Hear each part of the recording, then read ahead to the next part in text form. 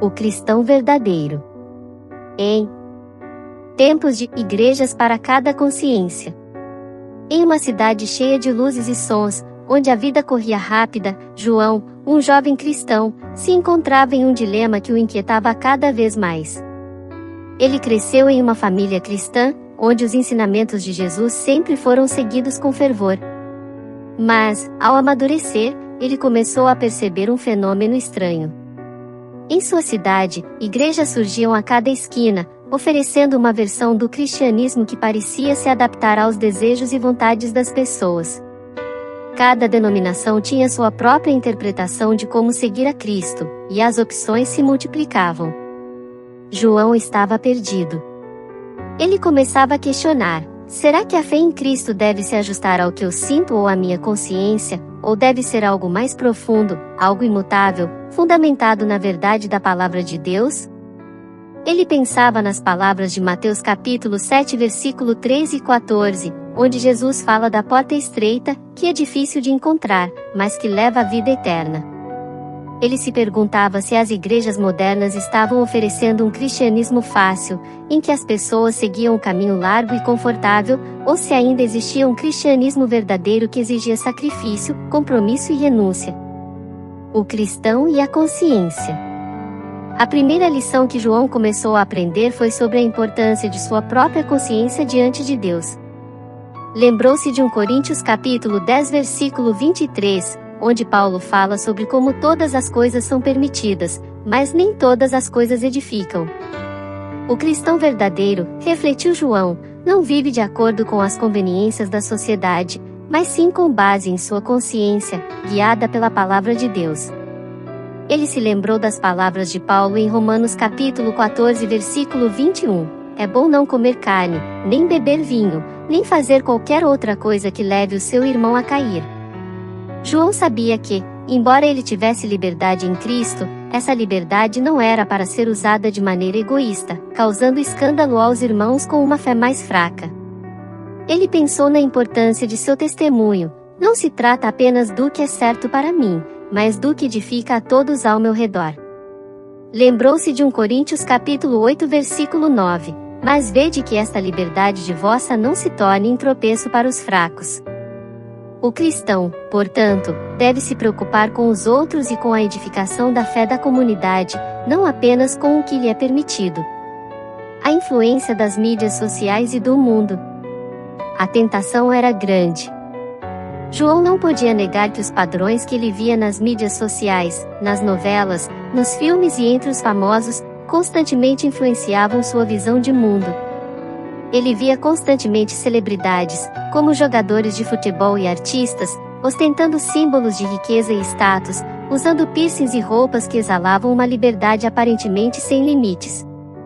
Isso o fazia questionar sua própria escolha de vida. Não seria um cristão mais atraente se tivesse um estilo de vida mais moderno, mais alinhado com o que os outros valorizavam? E, mais profundamente, ele começou a refletir sobre Romanos capítulo 12 versículo 2, que diz: não se amoldem ao padrão deste mundo, mas transformem-se pela renovação da sua mente. Ele sabia que o chamado de Cristo era para viver de maneira contrária aos padrões do mundo. Em 1 João capítulo 2 versículo 15 ao 17, João lembra que não amemos o mundo nem o que no mundo há, e isso o impactou profundamente. Ele viu como a busca por status, fama e conformidade com o mundo poderia ser uma armadilha, desviando o cristão da verdadeira busca por Deus. João percebeu que a verdadeira liberdade não estava na busca incessante por se conformar com o mundo, mas em se entregar à vontade de Deus, vivendo de maneira pura e santa.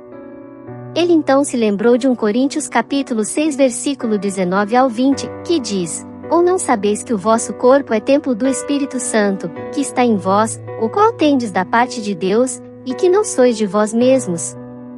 Porque fostes comprados por bom preço, glorificai, pois, a Deus no vosso corpo. João entendeu que a maneira como usava seu corpo deveria glorificar a Deus, e não ser uma forma de demonstrar seu desejo de se encaixar nos padrões do mundo. O piercing, os adornos e a busca por afirmação externa poderiam ser apenas uma tentativa de mostrar algo que não correspondia à verdadeira identidade do cristão, a identidade em Cristo. Rendição a Cristo. João se viu diante de uma escolha. Ser cristão significava mais do que ir à igreja e seguir os rituais religiosos. Significava tomar a sua cruz e seguir a Cristo todos os dias, como Jesus afirmou em Mateus capítulo 16 versículo 24. João começou a entender que, em tempos de igrejas que se adaptam a cada consciência, o verdadeiro cristão não se conforma com as comodidades do mundo ou as conveniências da fé moderna, mas se entrega totalmente a Cristo. Ele pensou sobre o que a verdadeira rendição significava. O cristão verdadeiro não segue a Cristo por interesse pessoal ou para que tudo em sua vida seja resolvido de forma fácil e imediata. Filipenses capítulo 3 versículo 8 falava do apóstolo Paulo, que considerava todas as coisas como perda por causa da excelência do conhecimento de Cristo Jesus, e João sabia que essa era a atitude que ele precisava adotar. Ele começou a refletir mais profundamente sobre as palavras de Lucas capítulo 9 versículo 23, onde Jesus disse: "Se alguém quer vir após mim, negue-se a si mesmo, tome cada dia a sua cruz e siga-me." João entendeu que isso significava sacrificar suas vontades, seus desejos e sua maneira de viver para obedecer ao chamado de Cristo. Testemunho e vida cristã em comunidade. Mas João sabia que sua vida cristã não se tratava apenas de sua própria consciência, mas também do impacto que suas escolhas poderiam ter na vida dos outros. O cristão, lembrou-se, não vive para si, mas para a edificação da Igreja de Cristo. Mateus capítulo 5 versículo 16 dizia: "Assim brilha a vossa luz diante dos homens, para que vejam as vossas boas obras e glorifiquem a vosso Pai, que está nos céus." João pensou nas palavras de Gálatas capítulo 5 versículo 22 ao 23, sobre o fruto do Espírito. O fruto do Espírito é amor, alegria, paz, longanimidade, benignidade, bondade, fidelidade, mansidão, domínio próprio. Ele percebeu que, mais importante que o que as outras pessoas pensavam sobre ele, era o que ele refletia de Cristo. Ele não queria que sua vida fosse um estorvo ou tropeço para os outros, mas que seu exemplo fosse um testemunho vivo da transformação que Cristo traz. Conclusão: o cristão verdadeiro hoje. Em sua caminhada, João entendeu que o cristão verdadeiro é aquele que, em tempos de igrejas para cada consciência, não se adapta ao mundo, mas se rende completamente a Cristo.